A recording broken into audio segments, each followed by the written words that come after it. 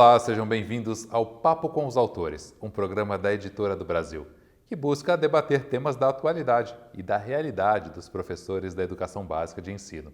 Hoje o nosso tema é a ética do cuidado, sobretudo em tempos de pandemia.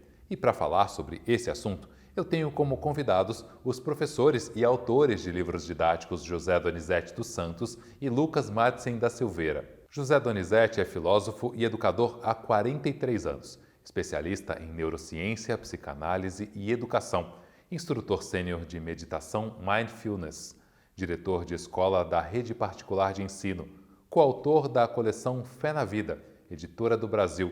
Seja muito bem-vindo. Muito obrigado. Muita alegria em estar aqui com vocês para esse bate-papo, né? Lucas Madsen é mestre em História e Culturas Políticas, licenciado em História, fundador do Instituto Equali, diretor regional na Rede Decisão. Seja muito bem-vindo também. Muito obrigado. Professor José Donizete, a coleção está completando 29 anos. Para você, por que ela continua importante hoje no novo contexto global de pandemia? A nossa coleção ela começou, né, como você disse, há 29 anos atrás, trazendo uma reflexão muito interessante sobre a vida como presente, a vida como dom, né? A vida como necessidade de ser cuidada, de ser preservada. Isso há 29 anos atrás, a gente já tinha essa preocupação muito intensa. E eu entendo assim que com a pandemia, em que essa vida ficou ameaçada assim bem mais de perto, nós tivemos que ficar dentro de casa e a ameaça da morte assim mais próxima de nós, eu acho que trouxe para a gente uma valorização ainda maior da vida como presente, a vida como o bem maior da humanidade, né? Então essa ameaça que a pandemia trouxe nos faz, e está nos fazendo ainda, na verdade, dar ainda mais valor, principalmente às pessoas que perderam entes queridos, né? Afinal de contas, a gente tem contabilizado aí uma conta muito triste, né? Mais de 500 mil pessoas. Eu compartilho aqui que meu pai e minha madrasta estão nesse número. Então, o tema continua muito, muito atual, né? Quando a gente fala fé na vida, é justamente essa crença que a gente tinha há 29 anos atrás, até um pouquinho mais, e essa crença continua hoje. A gente acreditar na vida como esse grande potencial que todos nós temos e somos chamados a desenvolver cada vez mais, né? Então, continua muito atual, mais do que nunca, na verdade. Agora, me chama a atenção o nome da obra, Fé na Vida. Ter fé na vida parece ter sido a habilidade mais importante dos últimos 2 anos. Pode nos contar um pouco sobre a história desse nome e como ele ainda contribui para a obra hoje? Uhum. Muito interessante, Fernando, que há 29 anos atrás, quando a editora pediu para eu pensar um nome, né, para a coleção, eu havia pensado um outro nome, na verdade, que era Em Busca de Algo Mais. Eu entendia na época que nós estamos aqui nessa vida sempre buscando algo mais. Há uma inquietude dentro de nós, né, querendo desenvolver o potencial cada vez mais. Mas o editor-chefe daqui me chamou e falou: professor, eu estou achando que esse nome não é muito assim, não é muito comercial. E eu falei: bom, eu não consigo pensar outro nome agora. Ele falou: então você vai pensar.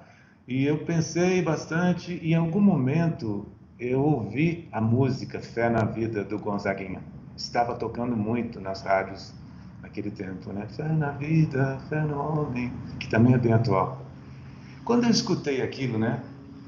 Eu pensei, meu Deus, fé na vida, fé no homem, fé no ser humano, acreditar que nós somos os responsáveis pela, por essa preservação da vida que a gente tanto fala. Parece que Gonzaguinha conseguiu, nessa frase, fé na vida, fé no homem, fé no que virá.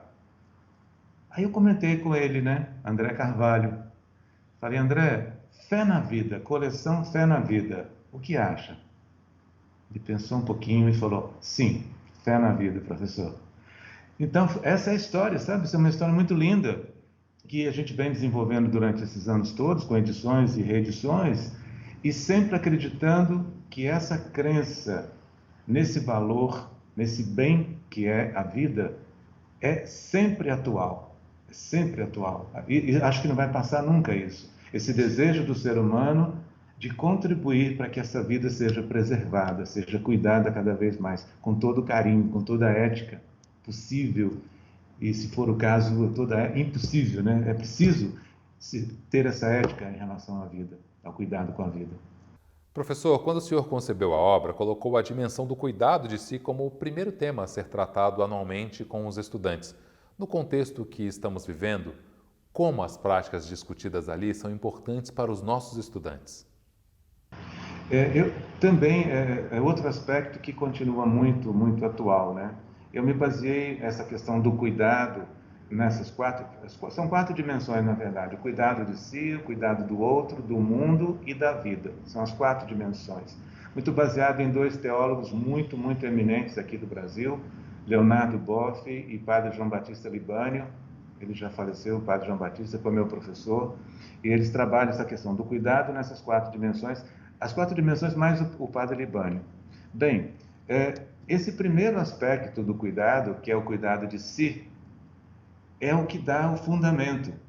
Se eu não cuido de mim, se eu não me sinto bem, se eu não me sinto protegido, eu não vou dar conta de cuidar da outra pessoa.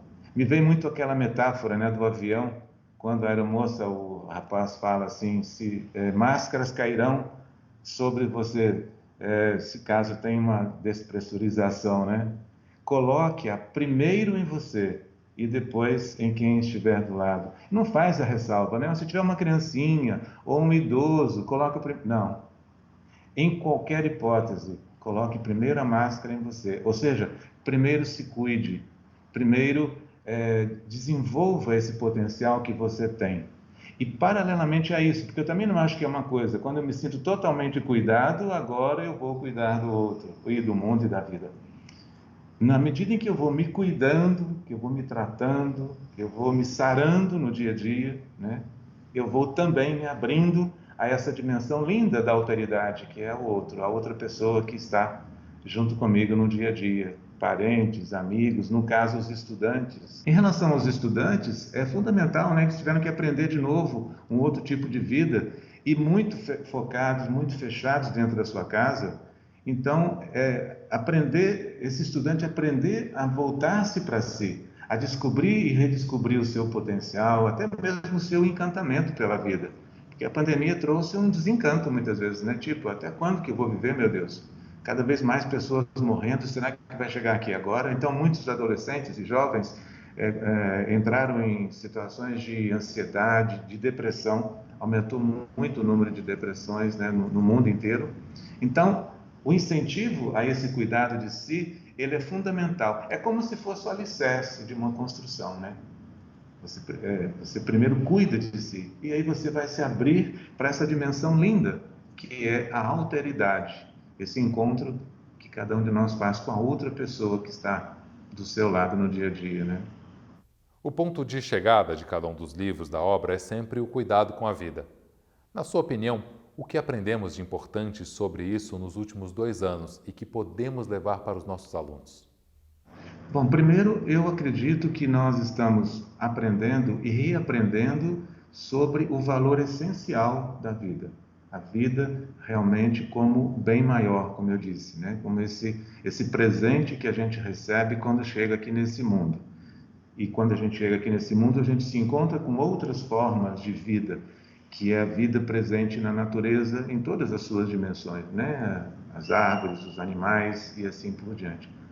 Trabalhar isso com os estudantes vem um segundo aspecto segundo e terceiro talvez, a questão da empatia, de colocar-se no lugar, aprender a colocar-se no lugar da outra pessoa, aceitando e convivendo com as diferenças, que todos nós somos diferentes, né? Então essa questão da empatia é um valor fundamental, um valor essencial que está relacionado com essa preservação, com esse cuidado com a vida. E o terceiro aspecto que eu acho é a questão do respeito, a questão de você respeitar a vida como presente, como dom, e respeitar a vida que está presente na outra pessoa, seja ela qual for, né? Porque há muito preconceito presente ainda em nosso meio, na sociedade. Muitas vezes a gente julga o outro pela aparência, O julgamento está muito presente nas nossas relações, ou pré-julgamentos, né? Sem conhecer, a gente já taxa a pessoa disso ou daquilo. Então, o respeito, aprender o respeito ao outro é outro aspecto assim muito importante assim. Então, a essencialidade da vida, a empatia e o respeito à vida presente na outra pessoa. Agora, professor Lucas, a segunda edição foi enriquecida com algumas referências sobre inteligência emocional, como os textos de Daniel Goleman. Qual a importância desse saber para o desenvolvimento dos estudantes? Bom, o Daniel Goleman, ele é um psicólogo importante, né? Ele vem trabalhando principalmente aí na área de neurociências e vem desenvolvendo bastante esse tema da inteligência emocional. Eu acho que é legal a gente pensar que nesse momento do ensino fundamental, na entrada do ensino médio, né, os estudantes eles estão em um momento muito propício para o desenvolvimento dessa inteligência emocional. É o momento em que o cérebro deles está, né, configurando essa capacidade aí de desenvolver mais a empatia, de ter um pensamento a respeito da sociedade, criando aí os canais de pensamento, né, a maneira como lida com as emoções. Tudo isso está aparecendo no momento aí da adolescência. Então, quando a gente trouxe essa referência para dentro da coleção, o que a gente pensava era em práticas que estavam bem ancoradas no que tem de mais novo aí na área da neurociência e que pudessem dar esse tipo de suporte para os estudantes nesse momento. Então, o Daniel Goleman está muito próximo dessa ideia que a gente tem como norteadora de uma ética do cuidado, né? Por quê? Ele vai trazer primeiro uma ideia de cuidado consigo mesmo, que é justamente o que a gente já abordava dentro da obra, a partir do Leonardo Boff, a partir do Heidegger, né? E esse cuidado consigo mesmo vai aparecer, por exemplo, na percepção das emoções, né? Na reflexão, o que estou sentindo nesse momento? Como eu gostaria de me sentir? Né? O que eu posso fazer para me sentir de uma maneira diferente? Esse tipo de coisa está aparecendo para a gente e depois evoluindo também dentro da bibliografia do Goleman para pensar no cuidado com o outro, que também já é uma preocupação, né, que os professores aí que utilizam a nossa obra conhecem. E nessa preocupação com o outro vem justamente ferramentas, né, que a neurociência vem desenvolvendo para a gente potencializar esse desenvolvimento da empatia, da percepção de como que o outro está se sentindo, como que eu posso influenciar positivamente esse sentimento do outro e me relacionar com ele, né? Para por fim pensar um pouco na questão da sociedade, de como que eu me insiro na sociedade de uma maneira positiva, como que eu construo boas relações de trabalho, boas relações dentro de um casamento, boas relações de amizade. Então, o Daniel Goleman, todas essas práticas que ele traz, né, e esse conhecimento que ele traz sobre a inteligência emocional, isso vai encaixar como uma luva aí no nosso processo de desenvolvimento de uma ética para o cuidado, né, e para o desenvolvimento justamente aí dos jovens nesse momento tão propício aí, que é a adolescência, né? Nossos adolescentes ficaram muito tempo sem oportunidades de praticar as habilidades socioemocionais relacionadas ao cuidado com o outro na escola, para o retorno das aulas. Quais práticas a coleção traz para ajudar na ressocialização? É interessante essa pergunta, Fernando, porque de fato a gente já vinha trabalhando, né, em algumas alterações dentro da coleção e elas vêm a calhar muito bem nesse quesito, né? Uma vez que a gente teve essa perda do contato dentro da sala de aula, a gente teve a perda às vezes de contato com familiares, né? Não sabemos como estão as amizades dos alunos, como é que estão esses círculos.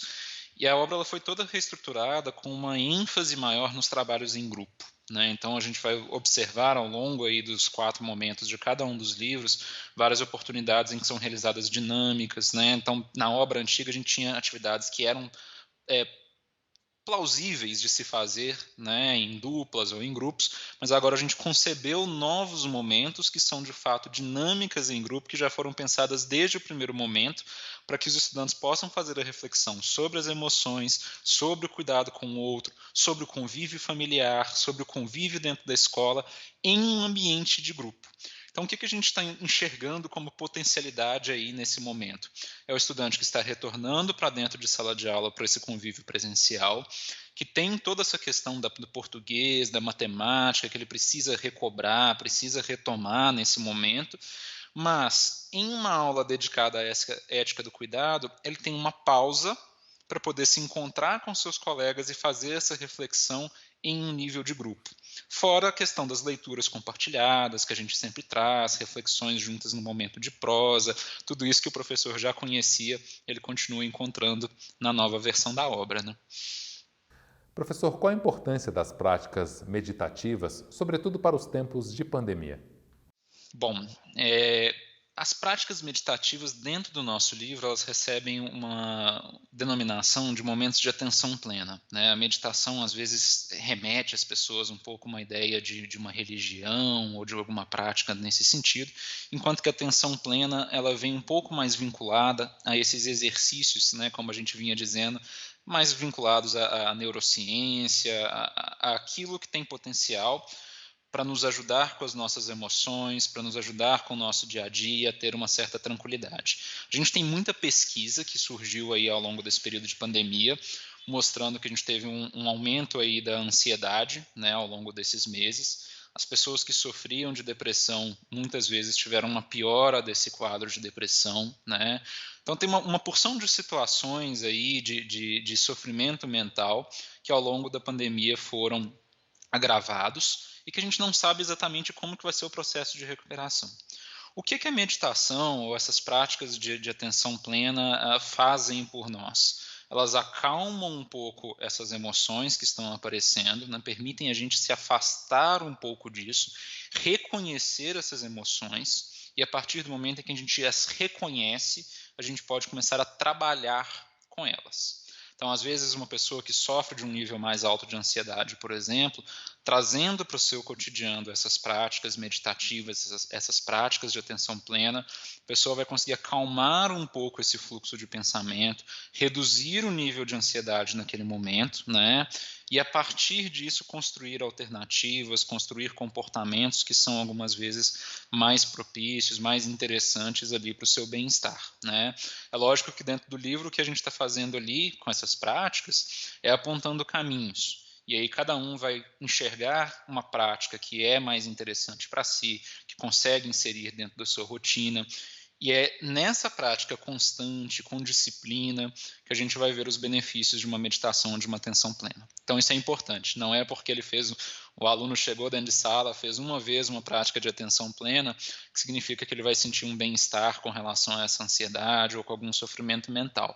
Mas é percebendo essas práticas, vendo quais que ele gosta, quais que trazem uma boa sensação e incluindo em sua rotina de uma maneira, né, repetida, essas práticas, ele pode, ao longo do tempo, ir encontrando saídas e momentos mais tranquilos ou pacíficos para si. E é lógico também que o estudante que não está buscando combater nenhum tipo de sofrimento vai encontrar também um momento de relaxamento, um momento de maior paz, um momento que ele pode fazer uma reflexão a respeito da vida dele, trazer para a presença dele pessoas que são importantes, familiares, amigos, né? E ter um momento realmente de bem-estar ali, simplesmente porque bem-estar é bom, né? Professores, nós estamos chegando ao final do nosso bate-papo. Vocês gostariam de deixar alguma consideração final ou até alguma mensagem para quem nos assiste?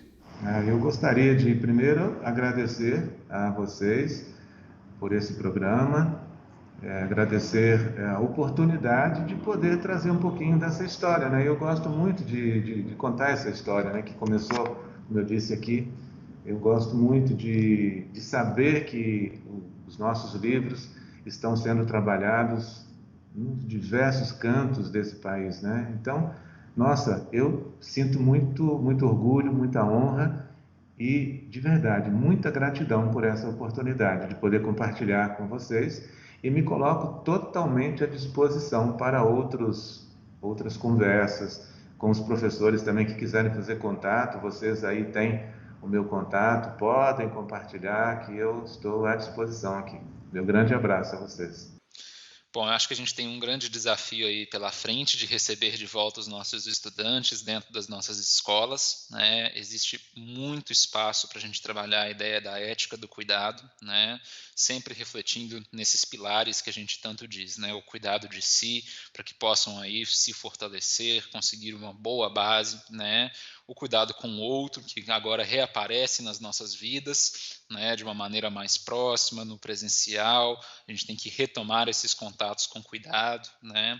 e também o cuidado com esse espaço que estava aí um pouco abandonado, né? O espaço físico da escola, os espaços físicos em que os adolescentes estão aí fazendo os esportes. Então, acho que esse é um momento mais propício para a gente trazer essa conversa para dentro da sala dos professores, engajar os nossos colegas em reflexões a respeito disso e tirar o máximo, né, do que a gente tem de ferramentas disponíveis aí para ser um suporte mesmo na vida dos nossos alunos. Boa sorte! Muitíssimo obrigado pela presença de vocês. Eu fico por aqui. Fiquem ligados nas nossas redes sociais. E até o próximo programa.